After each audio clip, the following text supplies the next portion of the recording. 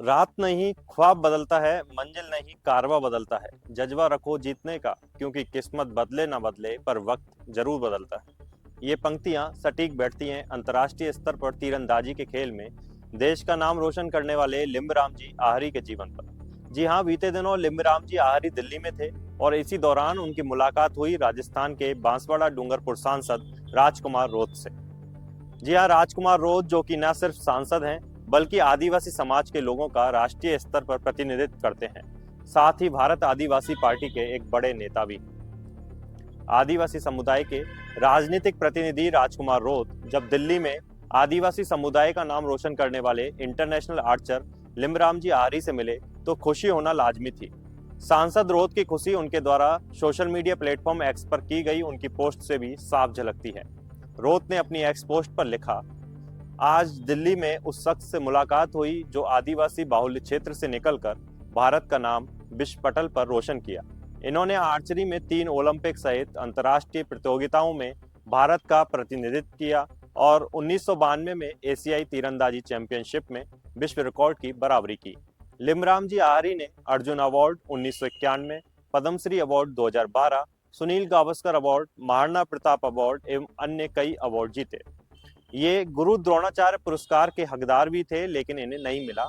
उनके इस हक की लड़ाई को अब हम लड़ेंगे। आज उनसे मिलके दिल खुश हो गया। कुदरत से दुआ करते हैं कि वो बहुत जल्द स्वस्थ हो जाएं। यह तो थी राजकुमार रोध और लिम्बराम जी आहिरी की मुलाकात की बात, लेकिन अब हम आपको बता दें लिम्बराम जी आहिरी के व्यक्तिगत जीवन के बारे में, जो देश के हर व्यक्ति के लिए प्रेरणा स्रोत है। लिम्बराम जी आहिरी राजस्थान के उदयपुर जिले की झाड़ोल तहसील से आते हैं। उनका परिवार आहिरी जनजाति से ताल्लुक रखता है। गरीबी के कारण लिम्बराम आहिरी अपने देसी बांस के धनुष और ईंट के तीर से जंगल में गौरैया, तीतर जैसे पक्षियों के साथ साथ अन्य जानवरों का शिकार किया करते थे। सन 87 की बात है जब उनके एक चाचा ने खबर दी कि सरकार अच्छे तीरंदाजों को प्रशिक्षित करने के लिए पास के गांव मकरादेव में परीक्षण आयोजित करेगी। इसके बाद 4 लड़कों को विशेष क्षेत्र खेल कार्यक्रम के लिए नई दिल्ली भेजा गया, जो RS सोडी की कोचिंग में 4 महीने का प्रशिक्षण शिविर था। आदिवासी कल्याण के लिए काम करने वाले RSS से जुड़े संगठन अखिल भारतीय वनवासी कल्याण आश्रम के एक दावे के मुताबिक उसने एकलव्य खेल प्रतियोगिता के जरिए लिम्बराम आहिरी की प्रतिभा को पहचाना था। इसके बाद लिम्बराम आहिरी यहीं नहीं रुके और एक के बाद एक सफलताएं अपने जीवन में हासिल की। 1990 में उन्होंने बीजिंग एशियाई खेलों में भारत को चौथा स्थान दिलाने में मदद की।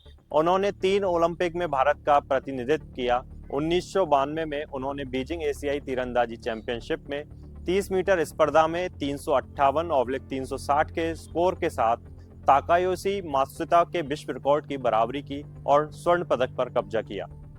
1996 में वे एशियाई रिकॉर्ड के साथ राष्ट्रीय चैंपियन भी बने। भारत सरकार ने उन्हें 1991 में अर्जुन पुरस्कार और 2012 में पद्मश्री से सम्मानित किया।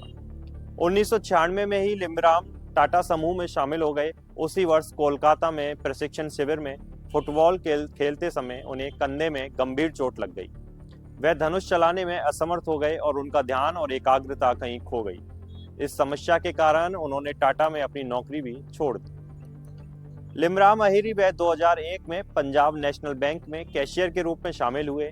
2003 में उन्होंने भारतीय खेल प्राधिकरण द्वारा आयोजित तीसरे राष्ट्रीय रैंकिंग पुरस्कार राशि तीरंदाजी टूर्नामेंट में भाग लिया, लेकिन 16वें स्थान पर रहे। लिम्बराम जी आहिरी करीब 52 साल के हो चुके हैं और अस्वस्थ रहते हैं। बीते दिनों जब आदिवासी समुदाय के बड़े नेता राजकुमार रोध से उनकी मुलाकात हुई तो वह काफी खुश दिखाई दिए।